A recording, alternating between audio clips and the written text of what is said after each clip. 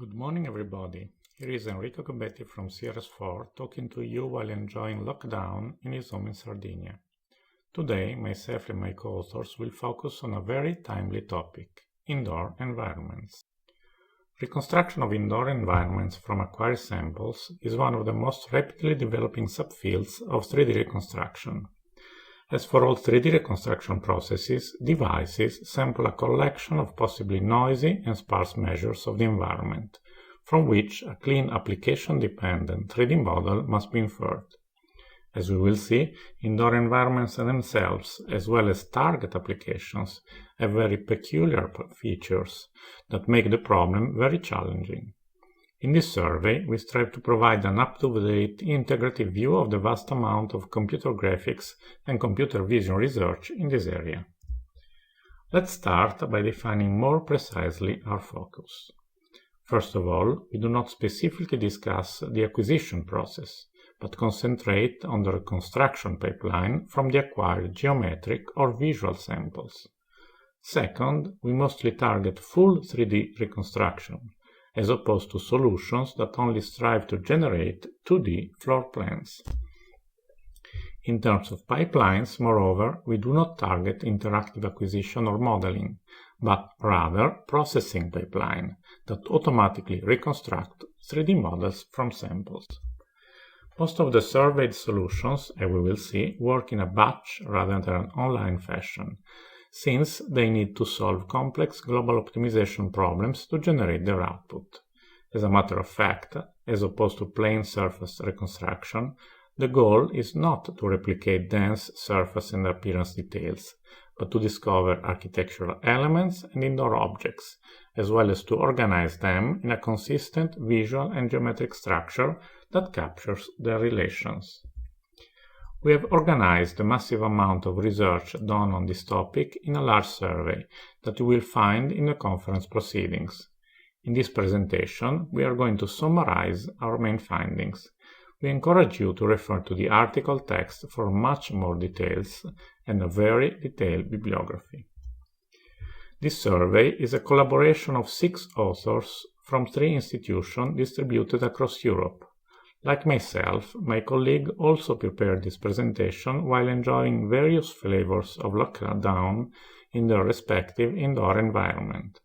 We will all be available for the Q&A session at the end. So, let's start with the technical presentations. We begin by providing background on data capture and representation. Let's move from Sardinia to Switzerland to hear our colleague Claudio Mura on that topic. Good morning, everyone. I am Claudio Mura from the University of Zurich. After Enrico's general introduction to our survey on indoor modeling, I will now provide some background information on the most common input data sources, on the specific output representation that is sought, and on the main subproblems involved in its extraction. We have all seen in recent years an unprecedented proliferation of devices to capture the visual appearance and the 3D shape of objects and environments. These devices vary greatly in terms of cost as well as quality of the captured data, ranging from high-quality yet expensive 3D laser scanners to low-cost panoramic cameras.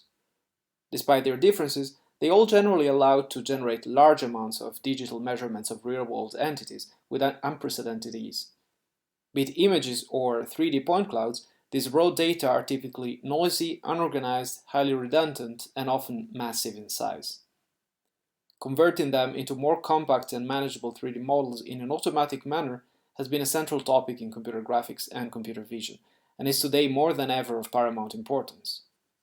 In this context, a number of methods have been proposed over the years for general surface reconstruction. Their goal is to produce 3D models that replicate with the highest accuracy possible the geometric and appearance details of the entities represented, but they do so typically disregarding their semantics and structure. There are indeed more specialized approaches that focus on specific domains and include specific priors in the reconstruction process, which also allows the contextual inclusion of semantic information in the reconstructed models. A prime example of this is given by the topic of urban reconstruction. In fact, both general surface reconstruction and the more specific urban reconstruction are nowadays well-established topics, which have been surveyed recently in a complete and exhaustive manner. For other domains, the development of specialized reconstruction approaches has only recently been tackled in a systematic way, and among these domains, that of interior scenes is one of the most prominent ones, with countless application scenarios in different sectors of human activity. An obvious question at this point is, why do we need specialized techniques for interior scenes? It turns out that, in many specific fields of application, there is a strong need for structured indoor models, high-level representations that abstract the low-level measurements into the main scene elements and their relations. Such representations are optimized to meet specific needs. For instance, in the architecture, engineering, and construction domain, it is often required to generate and update building information models that are largely focused on the architectural structure of the environment. On the other hand, applications like emergency management and indoor navigation additionally require a description of the cluttering elements inside these scenes. All these needs are not guaranteed by standard surface reconstruction. On top of this, specialized solutions are also needed to deal with the specific problems that are typical of raw input representations of interiors. These are partly linked to the technological limitations of the devices used for indoor capture, but more importantly by the properties of the scenes themselves. Interior environments are often cluttered and have many unreachable areas.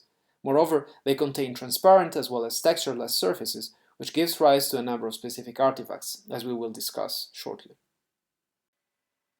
In fact, the specific type of input data is a factor that influences many aspects of the indoor modeling process. We can distinguish three main types of data sources that can be used to survey an indoor environment. Purely visual data, in the form of plain RGB images, are probably the most ubiquitous type of input data, since they can be generated with low-cost, easy-to-operate cameras. Besides individual still images, which have a limited field of view, 360-degree full-view panoramic images are popular purely visual representations, since they can provide the full context of a single room. To properly describe multi-room environments, however, it is necessary to use collections of images or panoramas, each taken from a different viewpoint and registered together. Obviously, these representations do not explicitly include any 3D information on the scene. Conversely, pure geometric information is provided by representations like 3D point clouds, which consist of dense collections of individual 3D points. Normally, these data have very low measurement noise and are acquired using expensive and bulky terrestrial laser range scanners. Though recently, there has been a shift towards solutions that are faster, more mobile, and significantly cheaper. Just like for images and panoramas, multiple point clouds taken from different positions and registered into a single reference frame are needed to properly describe large and complex environments. It is increasingly common to see input representations that combine colorimetric and geometric information. Colored 3D point clouds can be obtained directly from multimodal devices that combine depth sensors and color cameras, or by registering 3D point clouds and color images acquired separately. Often, multimodal devices output registered color images together with the generated point clouds. With the recent widespread diffusion of cheap RGBD cameras, registered collections of color and range images are becoming increasingly popular, and they are reaching quality levels comparable to those offered by more expensive laser scanners. It is often useful to categorize indoor modeling approaches based on the type of input data, as this factor plays a role in the techniques of choice for the reconstruction process. Also due to the fact that the specific data source used in the acquisition is directly linked to the artifacts that appear in the input data. Generally speaking, the artifacts that one can expect to find are the same as those indicated by Berger and colleagues in their survey on general surface reconstruction. However, in the case of indoor environments, these take specific forms and are more or less evident depending on the specific acquisition device used. All acquisition technologies generally exhibit some degree of measurement noise and have problems with transparent and highly reflected surfaces. This can cause sparse, scattered outliers off the actual sensed surfaces, or larger and more structured ghosting artifacts, essentially measurements corresponding to non-existent geometry caused by mirror-like reflections of the light rays that hit these surfaces. An insufficient or irregular sampling density is also a recurring issue. In laser-scanned point clouds, this is mainly due to the fact that the rays emitted have uniform angular spacing and can hit scanned geometry in a non-uniform way. However, non-uniform sampling is also an issue for 3D data generated from visual sources, for instance in the presence of textureless surfaces. Misalignments can also occur, either between registered 3D point clouds or between individual frames of an RGBD stream, for instance due to loop closure failures caused by drift. This is a relatively standard problem, only exacerbated by the possible scarcity of feature points detected in textureless indoor environments. On the other hand, high amounts of missing data are a distinctive trait of indoor scenes, which are typically highly cluttered.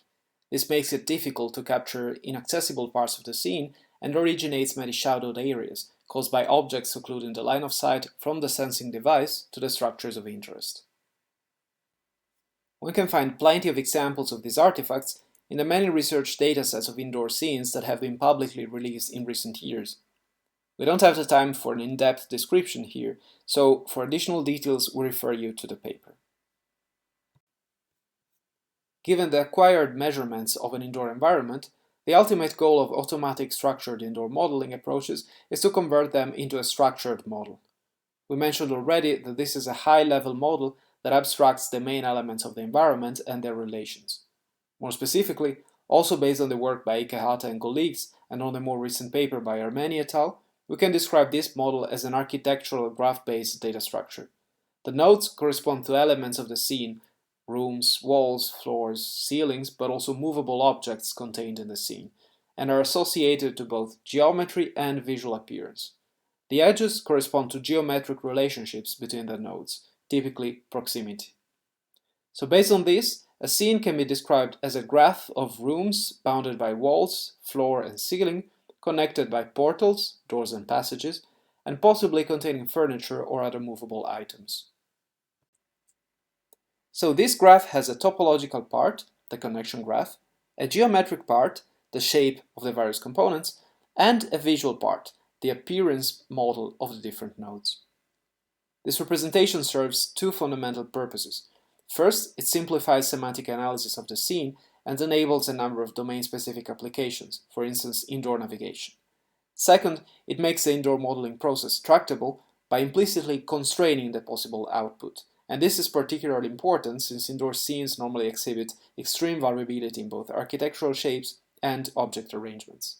In fact, besides the implicit constraints set by the graph itself, there are a number of explicit assumptions that are commonly made on the architecture of the environment, which are presented here in increasing order of complexity. The most restrictive one is the floor-wall prior, which assumes that the environment is composed of a single flat floor and straight vertical walls, essentially ignoring the ceiling. The cuboid prior assumes that the room has a cube-like shape and is therefore bounded by 6 rectangles placed at right angles. According to the indoor world model, the environment must have horizontal floor and ceiling and vertical walls which all meet at right angles. This is a slightly more restrictive version of the more widely used Manhattan world prior, which allows floors and ceilings to be at different elevations.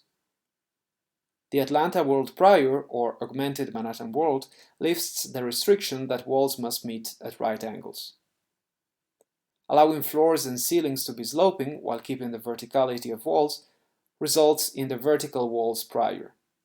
Finally, the piecewise planarity assumption also includes sloping walls, thus allowing rooms to be general polyhedra. This imposes the least restrictions, but at the same time requires full 3D reasoning on the scene. These priors influence the different aspects of the structured modeling process, allowing to manage its complexity at different levels. To better capture this complexity also conceptually, it is useful to identify a number of basic subproblems that should be solved to obtain a final model from the measured data. We denote as room segmentation the problem of separating the measured data based on the room to which they belong. The task of bounding surfaces reconstruction aims to recover the geometry bounding the individual room shapes. Another conceptual subproblem is the detection and reconstruction of the indoor objects, with a goal to remove elements that represent clutter and possibly reconstruct their footprint or shape. After the individual rooms and the contained objects have been reconstructed, they are fused into a single consistent model, a step that we denote as integrated model computation. The last conceptual problem is focused on adding visual attributes to the generated model, making it suitable for interactive visualization and navigation. So let's now delve into the details of these 5 problems, starting with room segmentation. One of the fundamental problems that has emerged in recent years in indoor modeling is how to define the individual rooms that compose an indoor environment. This is because rooms are the fundamental subspaces in which interiors are structured. Normally, the raw input measurements do not include any notion of rooms. As we saw a few slides ago, the input consists in a single list of individual samples, say in the case of a single point cloud or a single image, or possibly in multiple lists of samples, with each list corresponding to a different viewpoint. Computing the subdivision into different rooms is as important as it is challenging, also because a clear definition of what a room is not available. In the state of the art, room detection is mainly used for 2 purposes. First, to partition the input data into separate chunks, and second, to actually organize the output model in a way that reflects the structure of the environment. Taking into account the room subdivision prior to the actual reconstruction allows to partition the input data into separate coherent chunks. This allows for more efficient processing, as the reconstruction can be performed on each chunk separately and possibly in parallel, but also for a more effective filtering of outliers, which is done early on in the pipeline and does not affect subsequent steps. A common practical assumption is that the input is given as a collection of individual scans or images. Then, the partitioning amounts to clustering these scans or images according to the room in which they were taken. When the input consists in 3D measurements, for instance 3D point clouds, the simplest case is to assume that the surveying was done by taking exactly 1 scan for each room of the environment. In this case, the clustering is trivial. Actually, it's already given as part of the input. When multiple scans, 1 or more, are taken for each room, some clustering needs to be performed.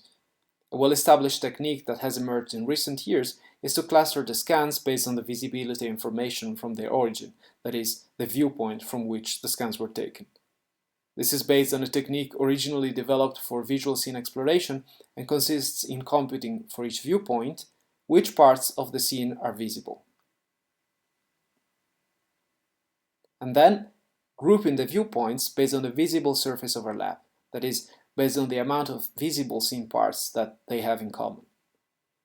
The scene parts can be, for instance, planar patches detected from the input data in a preprocessing step, but could also be more general 3D features. In fact, a conceptually similar method can be applied when the input is represented by pure visual data, that is, by a collection of color images or panoramas. However, grouping the input based on 3D features, extracted for instance using structure from motion, can fail if these features are too sparse. An alternative approach is to detect corresponding objects directly from the color images and grouping these images based on the presence of matching objects. The problem with this is that many indoor environments, like office spaces, contain standardized furniture, which results in many false positives in the matching process. A more robust solution for panoramic images has been proposed very recently by Pintore and colleagues, and is based on considering the horizontal central slice of the input panoramas. Let's call these slices for 2 given images R1 and R2, as in the figure here. Then, a similarity between the images can be established based on how well R1 and R2 can be warped into one another. This approach is robust to clutter and relies on the non-restrictive assumption that the input images are taken approximately at the same height. This warping similarity can then be used in a clustering algorithm. So far we have considered how the room subdivision can be exploited for input data partitioning. More commonly, the focus is on how to include the semantic and structural information represented by rooms in the output, for the purpose of producing a structured model. This is normally tightly coupled with the reconstruction process, which in turn moves from a basic scheme designed to simply reconstruct the indoor space as a single entity, essentially simply separating the space that is inside the bounding walls from the outer space. Let's briefly review how this works, working in the 2D domain corresponding to a top-down view of the environment for simplicity. So given the input samples, points in this case, A number of 2D line segments are fitted to them, and these are further clustered into representative lines, which can be used to subdivide the 2D spatial domain into a number of polygonal regions of space. This way of creating a space subdivision is very common in the state-of-the-art, but note that this is not the only way.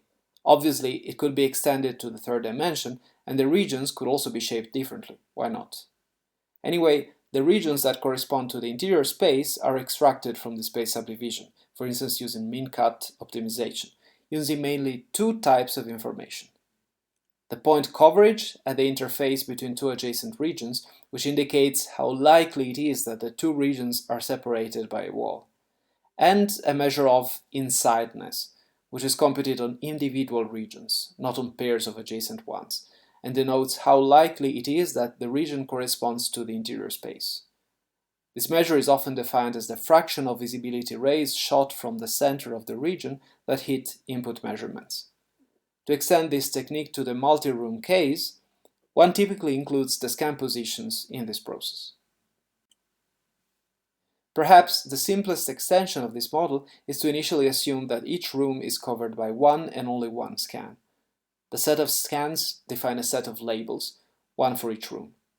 The binary inside-outside reconstruction is then extended to a multi-label classification of the regions of the space subdivision, normally computed by approximate energy minimization based on graph cuts. Obviously, if the assumption of having exactly one scan per room does not hold, we are left with an oversegmentation. We should be fixed by merging the oversegmented clusters belonging to the same room. This can be done by assessing that the interface between the regions of the two rooms has high point coverage values, or by detecting a specific peak-gap-peak pattern along the interface, which denotes the presence of a thick wall between the rooms. This merging step can be avoided if oversegmentation is avoided, which can be done by clustering the scan positions before the actual labeling. This ensures that the correct number of room labels is available when the multi-label optimization is performed. A visibility clustering similar to the one shown for input data partitioning can be applied in this case.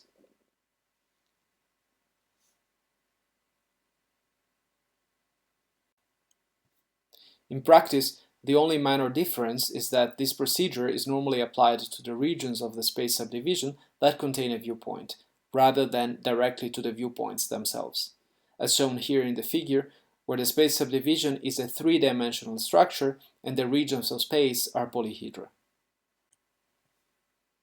What if the scan positions are not given, and the input is given as a single, unorganized list of 3D measurements rather than as a collection of scans with viewpoint information?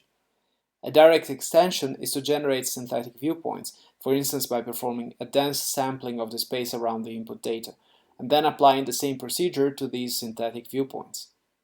Doing so in a trivial way incurs a high computational cost. An alternative has been proposed by Ochman and colleagues, who actually generate view probes on planar patches fitted to the input data in a preprocessing step, and actually cluster these patches based on the rooms to which they belong. This goes beyond the plain inclusion of room structure in the reconstruction process, and actually moves in the direction of an input partitioning scheme. More specialized and well-established techniques have been proposed for the case in which the process is applied to a top-down view of the environment, specifically to a map of the interior space defined in this domain.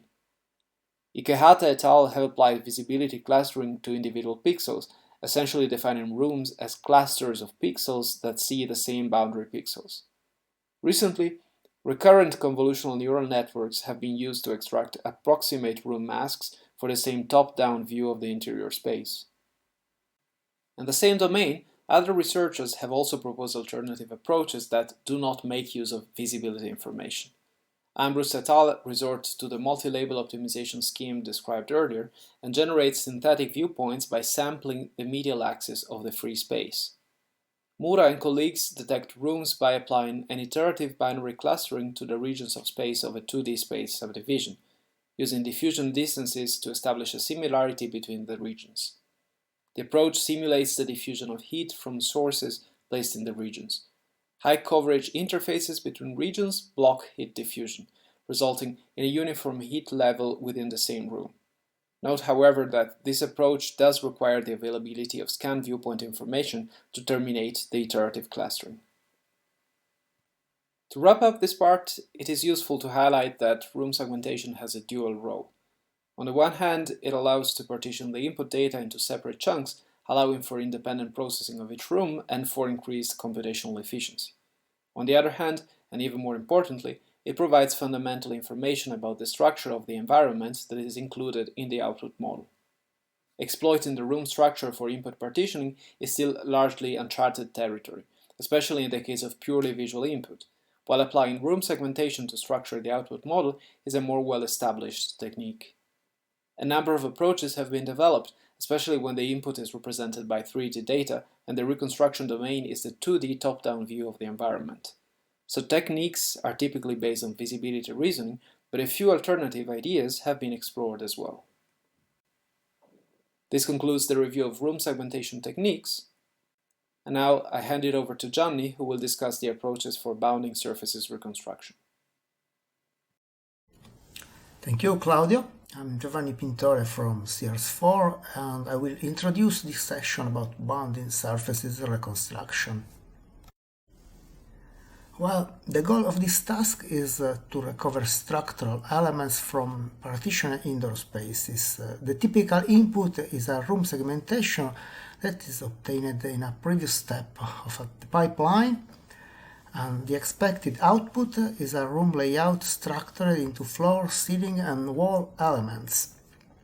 This is one of the major challenges in indoor reconstruction, of course, where the main problem is the clutter, since indoor environment is usually cluttered by many objects.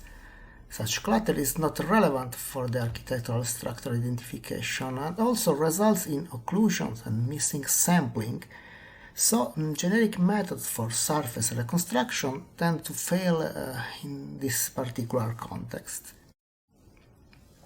The approaches can be usually summarized accordingly to their input. First, we have methods that reconstruct the layout without geometric measures available. That is the case of single image methods, for example. In this case, the geometric information is obtained from image features assuming very strong priors. Then we have methods that reconstruct from a sparse geometric information, like in the case of data fusion or pure structure motion from images. In this case, we have less restrictive priors, of course, but even less data. And then we have reconstruction from dense geometric measures. In this case, a dense sampling is required to recover high-level geometric primitives and to join them into the final model. Starting from the first case, we have early methods from a single perspective image and based on heavy constraints. For example, the approach of delay that recovers the floor-wall boundary from each image column and then returns an indoor model composed by a single floor and the main walls. Later we have the introduction of a geometric context concept, where a cuboid-like model of the room is recovered from a surface label assigned to the image patches. And then we have the orientation maps method based on Manhattan word vanishing line, returning Manhattan planes bounding the room. Geometric context and orientation maps are very important concepts and the basis even of modern indoor geometric reasoning. For example, Flint proposes an efficient dynamic programming approach based on them, assuming that horizontal floor and ceiling are related by homography. Such kind of geometric reasoning can be extended also to panoramic images. In this case, input sphere maps are converted into virtual perspective and geometric context and orientation maps are calculated and the results are projected back to the sphere. Indeed, the main limitation on single image is given by the field of view, that results in a limited geometric context. So, in the recent years, research focused in exploiting full panoramic format images. With such a format, a scene can be captured with just one or less few shots, Moreover, this format has been also adopted for modern geometric capture devices like RGBD cameras. And one of the first and prominent works in this field of panoramic images is the work of Zhang, where geometric context and orientation maps are combined to recover a room bounding box joined with the measured objects inside too. When dealing with panoramic images, first we met methods based on geometric reasoning, like for example the works of Young and Pintore. In this case, we have the room shape that is obtained by a set of oriented faces. In the case of Young, the room shape is recovered from oriented superpixel faces under canonical Manhattan word constraint. In the second case of Pintore, instead, the problem is solved in a top-down 2D domain using a specific spatial transform, adopting the less cost-restrictive Atlanta word model. And more recently arise many data-driven approaches, and in some ways this is a very active research branch, even for a single image, leading to impressive results in terms of accuracy and speed. All these methods have a common pipeline. First, they perform a Manhattan word rectification of the image. Then they segment the rectified image through an encoder-decoder scheme. And then they finally recover the layout after a regularization of the results. Some prominent methods in this case are layout net, where the corner positions are obtained as a sparse feature on the image; Douglas-net, which employs the same transform of Pintore combined with panorama analysis; and Horizon-net, where the corners are obtained from a one-dimensional encoding of the panorama image. Indeed, working with a single pose has limits. For example, all the important structure must be visible from a single point of view. To this end, more recent research is focused on exploiting multiple poses, possibly registered between them. Dealing with multi-view in the indoor environment is a very challenging task. So, we have usually untextured surfaces, fatal occlusion, and complex visibility reasoning, so the typical problems of the indoor reconstruction. So it's not possible to hear a dense and regular sampling just from images. Common approaches usually follow two approaches to recover the 3D model. The first one tries to densify the sparse multi-view features using Manhattan word stereo, and then using a volumetric fusion approach to find the model. However, such pipelines usually return unstructured meshes. A second option instead is a data fusion approach, which tries to combine the sparse 3D features with single image analysis. So, since we are interested in structured models, we only discuss the second option. Here we have some prominent examples. In the work of Cabral, the geometric reasoning on single panorama is exploited to integrate a densified point cloud. They adopt Manhattan word piecewise planarity as assumption, exploiting image data to complete the holes in the externally calculated point cloud. In the other example, instead, a 3D facet representation is recovered directly from the panoramic images, which are mutually registered in a common floor plan space. In this case, they assume only vertical walls, so they can reconstruct also sloped ceiling, for example, and walls that don't form right angles. In this work, 3D information is recovered directly from the image feature, and the spatial transform is locally applied to each superpixel to transform it in a 3D facet. So 3D facets from different images are joined together. And finally, we have the case of dense input, for example, 3D point cloud from laser scanning or RGBD sensor. In this case, we have billions of geometric measures, of course, but also problems in terms of size and also lack of structure in the input data. So a common step for all dense techniques is to convert input point cloud into higher level geometric primitives, like for example plans. Here we have some standard approaches such as ransack aggregation or region growing in order to obtain the geometric primitives. Methods usually differentiate themselves starting from this point in terms of how they recover the final layout. Some approaches exploit Manhattan word priors and voxel representation aligned to the main axis. Indeed, this representation is very constrained, so more recently, many methods assume a 2.5D structure and an Atlanta wall assumption. They also introduced the concept of 2D cell complex. In this context, the convex regions are partitioned by hyperplanes trying to establish a correspondence between structure and planes. Starting from this concept, we have several approaches. For example, 2D lines are extracted or simple shapes on a floor plan from projected 3D primitives. Or we have 2D cells partitioning on a 2.5D floor plan. And at the end, the final 3D model is then extruded from the 2D floor plan. A more recent approach is instead to build a 3D cell complex from the 3D primitives.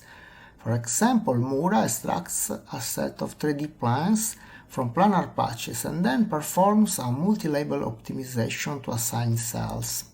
Ochman instead builds the 3D complexes just stacking multiple 2D complexes. So to summarize, modeling the room boundaries usually require an heavy use of priors. Moreover, almost all solution works in 2D and 2.5D domain using common assumptions like they expect large planar surfaces, vertical walls, and often assuming horizontal floor and ceiling. In other words, fully 3D approaches are still a challenge in order to obtain, for example, freeform 3D shapes. In this context, RGBD cameras can help data fusion, and also recent data-driven methods are promising to increase the convergence between computer vision and computer graphics. So, once we have recovered the room boundaries, we need to deal with the modeling of the elements inside, as for example furniture and functional objects, in order to complete the model and the structure of the scene. In the next session we are going to see this and with the same speaker. Well, in our context we define indoor objects as a part of the scene not belonging to the architectural structure.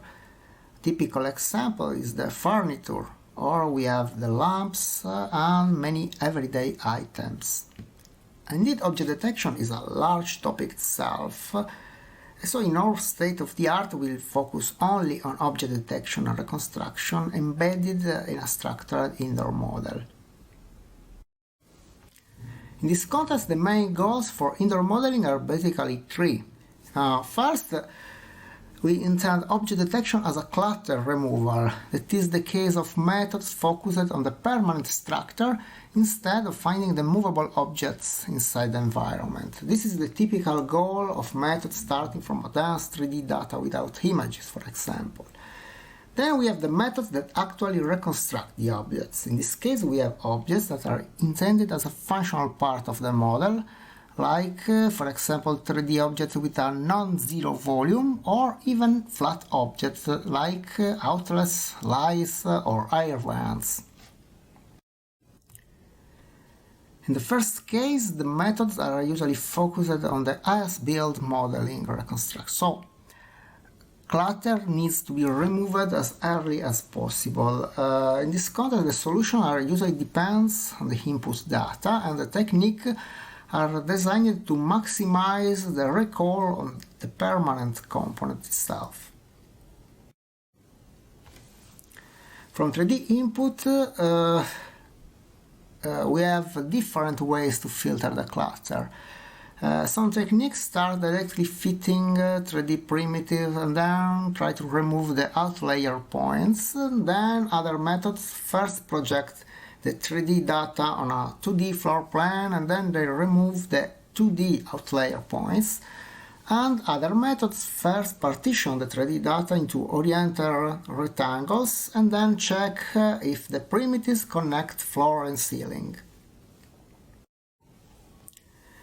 There are also some cases of clutter removal for methods starting from a visual input. In this case, the visual information is exploited to improve the boundary reconstruction. A typical approach is to identify foreground and background elements of the scene and then remove foreground objects from the boundary computation. In terms of reconstruction of 3D objects, a first branch of methods starts from a single pose out input. Such methods leverage usually on two strong assumptions. The object planes are parallel to the walls and the object usually lie on the floor. Some common approaches are based on object model fitting, for example fitting a small set of candidates or trying to use generative models, or sometimes they have a larger set of candidates using branch and bound strategy. And more recently, data-driven approaches are becoming more popular, of course, and so they exploit, in some cases, top-down matching between models in a database and the image, or try to estimate the object poses using rendered and rastered models. Again, methods, especially modern methods, migrate the analysis to panoramic images using both bottom-up approaches usually for analytic methods and top-down strategies usually for data-driven approaches. Compared to the external boundary extraction, recovering the objects requires more 3D clues and in general more viewpoints. To this end, several methods exploit joint single and multi-view reasoning on images, sometimes starting from pinhole images to reconstruct a full layout but just for a small indoor scene, or from panoramic images, exploiting, for example, a plane sweeping approach to join multiple image segmentation or reconstruct cluttered floor plans. On the other hand, several modern solutions start from RGB sensor and images, so try to exploit volumetric segmentation and database of no objects. Many data-driven solutions to match the objects adopt, for example, virtual scanning and depth segmentation. Others, instead, work without a specific database, for example, finding recurrent object instances, or exploit supervised training on generative adversarial networks. A specific mention is reserved instead to the flat object recognition. In fact, many important functional objects have no 3D evidence, so previous mentioned approaches are ineffective. In this case, the approaches for detection are based on images. Meanwhile, 3D clues are needed to map the objects into a structured model. So in this context, some approaches evaluate the geometric consistency of multi-view feature in terms of geometry embedded in a model, or in the context of panoramic images, some methods adopt distortion-aware recognition, just exploiting the underlying 3D structure. To summarize, the approaches from pure 3D data only focus on the permanent structure, and the clutter is filtered as a noise. On the other hand, the pipeline working on pure visual or mixed 3D data have a broader focus, but provide just a coarse approximation of the object. So, recovering the real 3D shape of multiple objects, especially in a large and complex scene, is still an open research problem. In this case, using data fusion approaches can bridge the gap between scene understanding and geometric reasoning, and also scene understanding and modern data-driven technique can help to these ends. We have seen the method for the indoor object modeling that are embedded in a wall 3D room layout. Now, we needed to join together such reconstruction to build a complex, large model of a real-world environment that is defined by many rooms and spaces joined together. To this end, we needed to integrate, recover the rooms in a consistent way, as we are going to see in the next session with Fabio Ganovelli. Thank you, Giovanni. I'm Fabio Ganovelli. Many modern pipelines model individual rooms as individual entities, reconstructing a single 3D model independently for each of them. This is useful under many aspects. First of all, it increases computational efficiency, but introduces the need for an explicit step to integrate the spatial results into a single coherent structured model. In this context, it's first of all important to ensure that the individual room models are assembled correctly, which means ensuring a consistent treatment of the separation between the two sheets of a wall shared by different rooms, or avoiding geometric artifacts when merging two room models into a single one. On top of that, once all the room models are given, it's important to extract basic information about their interconnection, which is required systematic detection of doors and passages on the reconstructed boundary walls, and possibly handling the case of interiors that span multiple stories. Enforcing coherent boundaries between adjacent rooms involves different techniques depending on how exactly boundaries are represented. Very often, rooms are represented as polyhedra defined by the inner surfaces of wall structures. Since actual walls have a thickness, the boundaries of any two rooms must be detached and separated by empty space corresponding to the wall thickness. As described earlier, many approaches define rooms by labeling the regions of a spatial subdivision structure and by merging the regions that have the same label. In this case, room separation can be achieved by including a penalty term for labeling two adjacent regions with two different room labels, or by preventing this from happening by setting hard constraint, as is done by Ochman and colleagues using integer programming. When walls are modeled as paper-thin structure, having coherent boundaries between adjacent rooms means that the two different sheets of the same wall must collapse into a thin border. If room boundaries are modeled as 2D boundary loops in a top-down view, the 2D line segment of a wall section separating adjacent rooms must appear in both boundary loops. Again, this can be enforced through hard constraint using integer programming, or be simply encouraged through specific energy functional. Considering aspects more closely related to navigable structure and environment, portals, that is, doors and large passages in walls, are an element of fundamental importance, as they explicitly mark transition between different rooms. For these reasons, their presence has often been used to address room oversegmentation, that is, the case of whole rooms being wrongly split into several distinct rooms. For example, Ochman and colleagues detect non-existent wall between candidate rooms by considering viewpoints on the two sides of the wall and casting rays from them through the wall. The intersection on the walls can correspond either to scanned points or to empty space. A support vector machine classifies fed with the feature of this intersection and classifies the wall as real or virtual. The same rationale is behind the approach of Ambrose and colleagues, who essentially resort to image processing to analyze the empty regions on the vertical planes of candidate walls. If a sufficiently large and high empty area is detected, the wall is considered as a real one.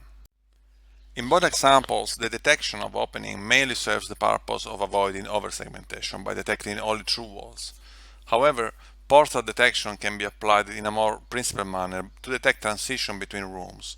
In the work by Ikead and others, portals are also extracted by analyzing the empty space on vertical wall planes. In this case, however, pairs of adjacent parallel planes are considered. If sufficiently large empty regions are detected in both planes, and their shapes match, then a portal is inserted between the two rooms.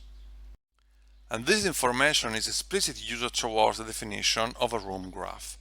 The room graph is a fundamental piece of information to define the navigable structure of the environment. This graph represents the rooms as nodes and physically accessible transition between rooms as edges. This graph can be seen as a subset of the scene graphs recently proposed for top-down representation of indoor scenes, which focus on semantic parsing. In the work by Ikeat and colleagues, this graph also encodes structure grammar, with grammar rules defining transformation between nodes. In particular, spatially closed rooms have wall nodes that are connected by an edge. The outcome of a portal detection operation corresponding conceptually to that edge defines the precondition for one of the two rules. A room merge rule, which merges the room nodes into one. A door addition rule, which adds an explicit door node connected to each wall node of the rooms. Such an explicit and holistic modeling of room interconnection is, however, the exception rather than the rule. Most approaches focus on modeling adjacency rather than room interconnection and aim to do this in the most accurate way. For instance, in the recent work by Chen and colleagues, rooms are modeled as 2D boundary loops in a top-down view of the environment. Adjacent rooms share portions of their boundaries, and specific penalty terms are added to the optimization formulation to favor the perfect overlap of shared segments. For large indoor spaces that span multiple stories, it's important to ensure that the transition between stories do not affect the correct assembly of the individual room models. Interestingly, this aspect is widely disregarded in the state-of-the-art pipelines. The most basic approach to handle multi-stories interiors is to slice the input data along the vertical direction, obtaining horizontal slices, each corresponding to a story level. This can be done in a relatively robust manner by analyzing the distribution of input samples along the vertical axis. For example, Ozo and colleagues use a 1D mode finding algorithm to detect peaks in this distribution. Two subsequent peaks, separated by a relatively small gap, denote the transition from one floor level to another. Obviously, this sets the very strict assumption that the floors do not overlap along the vertical direction. In fact, this is just one of the open problems when it comes to producing globally consistent structural models of interiors. Making indoor modeling room-aware is nowadays a necessary feature, but how to integrate the individual room models correctly while also recovering the navigable structure of the environment is not a solved problem. Or some approaches, mainly in the work by Ikeat and others, programmatically use portals to determine the interconnection of rooms. Also, when it comes to geometric consistency of room boundaries, obtaining this result often requires using restrictive assumptions on the architectural shapes of the environment. For instance, the work by Mura and others recovers walls with arbitrary orientation in 3D space, but only favors an explicit separation between the adjacent room. The integer programming formulation by Noshman and colleagues rigidly enforces room separation, but uses Atlanta wall prior, requiring vertical walls and horizontal floors and ceilings. In the next part, we are going to see how the reconstructed models are turned into a visual representation. We have seen how many methods are targeted to reconstruct geometry and topology of the environment. However, there are many applications where a realistic and immersive visual representation can be useful. We may find examples in the real estate market, in the virtual museum domain, or in the application of building renovation, for example. In these and other cases, we may want to be able to browse the reconstruction models as if we were inside it, and this needs at least three things. One is having color detail. No matter how much we are used to look at shaded geometry of acquired artifacts such as a statue or a church, the great majority of indoor spaces are simple and repetitive, and geometry alone will not be enough to make sense of them. Having indoor elements is also important. What is generically defined as clutter in the context of boundary reconstruction, when it comes to visualization, it is a precious visual aid. Finally, we need algorithms for visualizing the models. As much as rendering itself is usually not an issue, we need proper metaphors and interaction modes, which also depend on the specific type of data used, that is, images or panoramic images, textured geometry, and also the device we want to use. So in the next few minutes, we will look how these problems are currently solved. About the color, first of all, let us point out a few differences between how we are used to think texturing in the field of 3D scanning when target to accurate reconstruction of specific objects and texture in indoor environments. In the first case, we aim at precise and accurate 3D reconstruction, which gives us a reliable geometry which will match the photograph of the same object down to pixel precision. On the other hand, when reconstructing indoor environment, we may easily end up with approximation of the order of centimeters, especially with image-based methods. That will often serve as a little more than a proxy geometry. Second, in 3D scanning, we usually perform an acquisition campaign specifically targeted to texturing, or even to BRDF reconstruction. In a controlled lighting environment, or anyway, color data are acquired in the most favorable time and point of view. In contrast, lighting indoor acquisition depends on windows and lamps present in the room at time. In summary, in 3D scanning, texturing is a fundamental part of the reconstruction process, while in reconstruction of indoor environment, it is almost a byproduct, and for this reason, it needs ad hoc techniques. Most of the methods work by projecting images onto the room boundaries. The problem can be seen as split in two main tasks. One is ensuring that the projection of used images in common regions is consistent, both between the images and with respect to the geometry. One is producing the final color from aligned images. Considering the alignment of images, Turner addressed image-to-geometry alignment by using half-transform to find edges in the images and using a ransack approach to find their correspondences with the edge of triangulation, specifically those separating walls and the floor. Then they row-translate the cameras so to minimize the difference between the corresponding edges. The alignment of multiple images on the projecting surface is then addressed with a second minimization step that minimizes the distance of matching saved feature of overlapping images, where only 2D translation are considered. Matching of sparse features is also used by Wang and colleagues. In their approach, the alignment is cast as a three-term minimization problem over the 3D camera poses. A term accounts for photo consistency, a term for the matching of sparse feature, and a term for the correspondences of planes. This last term makes sense in their specific approach, which is based on plane prior, and each camera has its own set of computed planes which should match. The most straightforward way to produce a textured geometry is a bare projection of the images on the geometry. This is often done when producing a faithful visualization is not the main goal. For example, in their seminal paper on image-based reconstruction from panoramic images, Cabral and others output the wall boundaries as a set of planar quads, and for each quad choose the closest camera and project the relative image. The floor instead is provided as a triangulated surface and the images are chosen per point. A similar approach is used by Pintore and others, but only one image is used per room, which is assumed to be star-shaped. This simple approach falls short in several regards. First of all, the 3D objects in the room will be splat on the boundaries. Second, even the smallest error in geometry estimation will be made apparent by projective distortion, as it can be seen in the image. And third, different choices of the camera and nearby surfaces are immediately noticeable. The goal of combining the contribution of aligned images to produce a final texture is avoiding visible artifacts due to remaining misalignment, difference in exposure, blurred images, and so on. Current approaches typically use exposure correction by finding a mapping function to map the color between images, and we will see an example in the next slide. Then a labeling problem is solved to assign image sources to points in the geometry, minimizing two-term energy function. The first term accounts for the error on choosing a source for a specific point. The second term is used for spatial coherency, that is, to avoid too many changes of assignment for neighbor elements, which will tend to create visible borders. It is typical for the first term to incorporate viewing angle and distance from the surface. However, more information can contribute to the term. In the work by Sin and others, the distance from the median color of all projected images is used to avoid outliers. Also, they allow user input as strokes in the source images to favor or prevent specific region to be used. The second term typically contains a measure of the difference between the projection of neighbors in both associated images, plus a measure of the respective gradients. In the variation proposed by Wang, the first term is instead designed to favor the texture that is locally sharper with respect to the projection of the point, which implicitly includes the projection angle.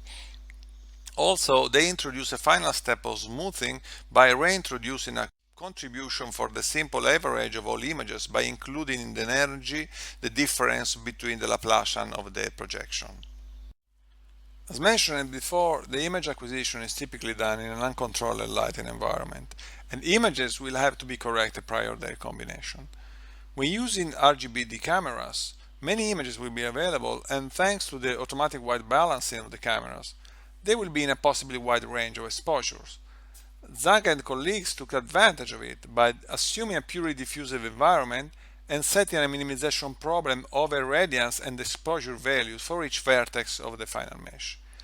In short, they created HDR texture from a set of LDR images, which of course allowed them to relight the scene with different exposure.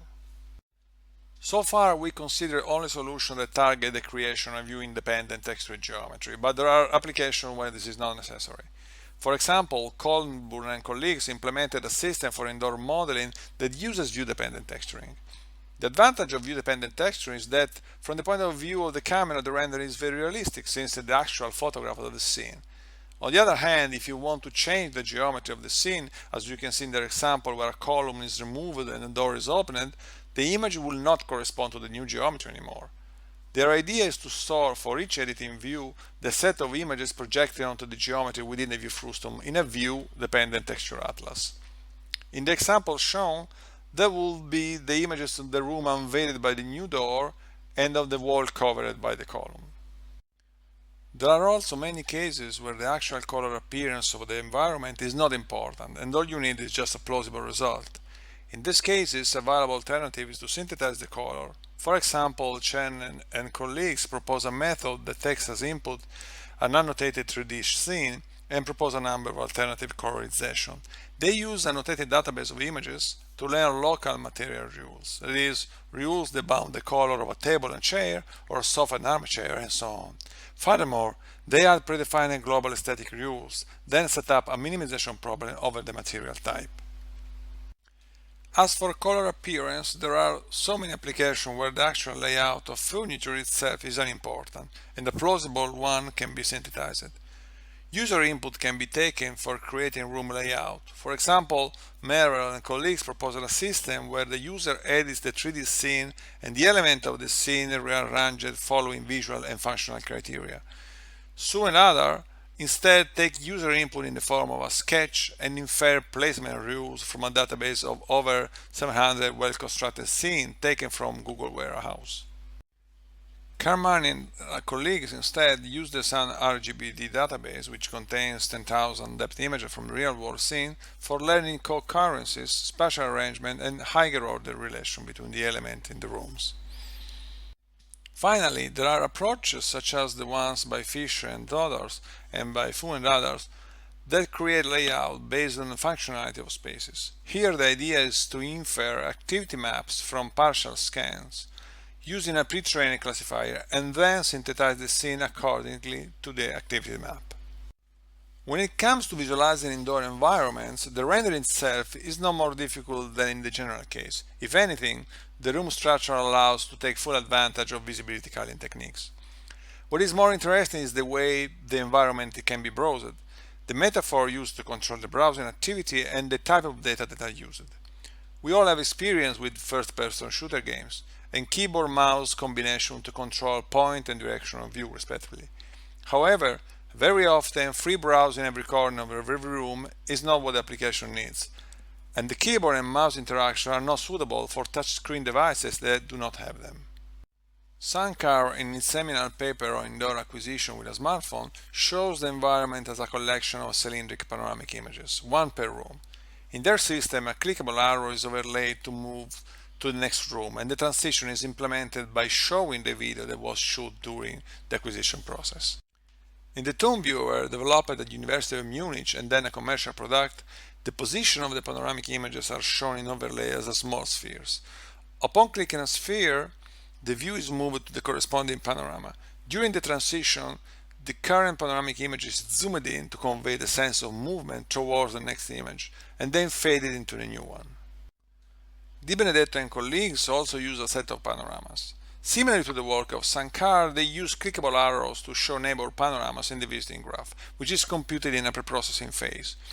In their approach, panoramic video is pre-computed for each transition in the visiting graph.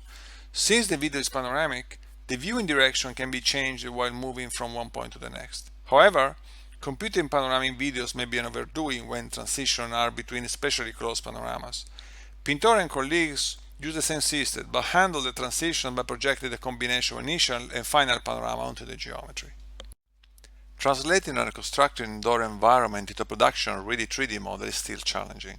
The featureless nature of interior walls and, more importantly, the goal of providing an abstracted description of the boundary as a set of planes generate an approximation that clashes with the need for aligning the images to project.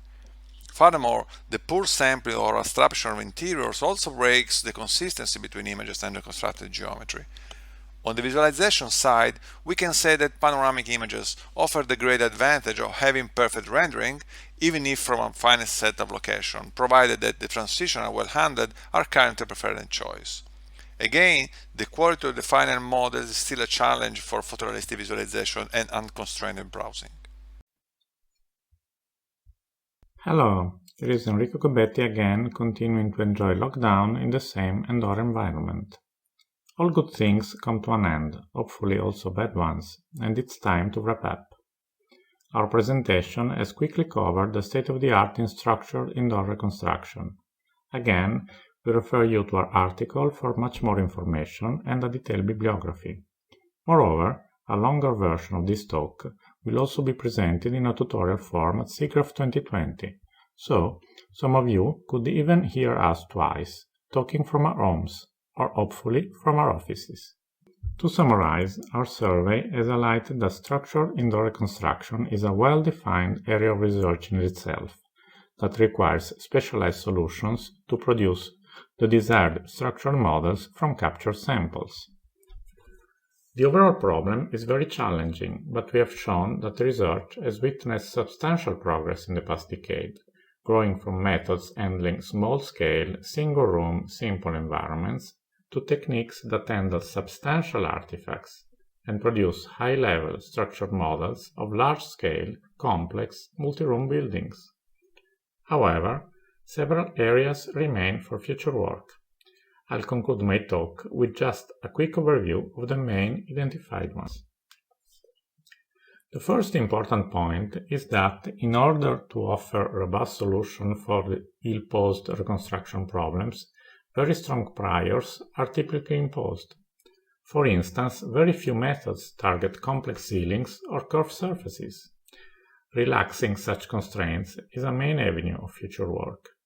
Besides better solvers, an emerging aspect is that improved multimodal acquisition devices, for instance RGBD cameras, might be very helpful in this area.